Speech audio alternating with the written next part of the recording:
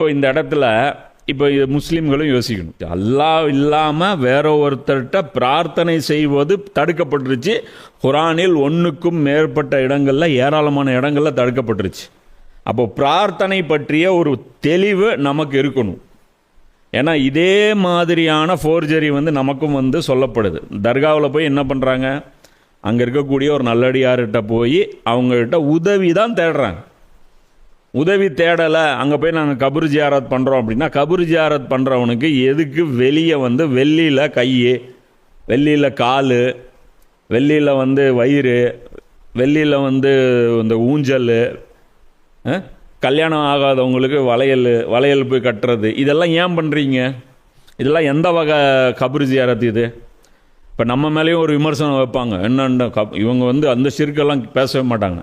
தேவையான இடத்துல வரும்போது இதையும் பேசுவோம். தர்காவை பற்றி நம்ம பேசுவோம். இதுவே ஃபுல் டைமாக எடுத்துகிட்டு பொழப்பு வச்சுட்டு இருக்க மாட்டோம். ஏன்னா நம்ம எல்லா ஷிர்க்கையும் சேர்த்து தான் தடுக்கணுங்கிறோம். அது எல்லா ஷிர்க்கும் ஒழிக்கப்பட வேண்டியங்கிறோம். நீங்கள் ஒரே ஒரு விஷயத்தை எடுத்து அதை தீன் ஆக்கிட்டீங்க, அதுதான் பிரச்சனை. நீங்கள் தீனில் கூறு போடுறீங்க, நம்ம தீனாக பார்க்குறோம்.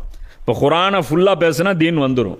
தீனுடைய எல்லா ஆஸ்பெக்டும், அதனுடைய எல்லா ஆங்கிள்ஸும் அதில் கவர் ஆயிரும்.